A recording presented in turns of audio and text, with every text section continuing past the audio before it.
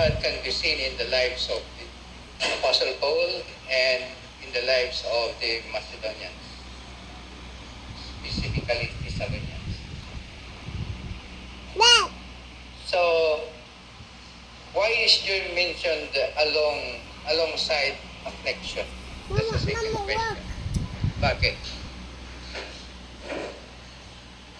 Do you know good or do you know beautiful without knowing that there is not beautiful?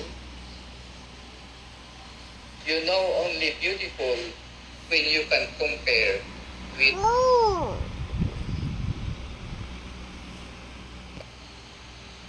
that is the same here.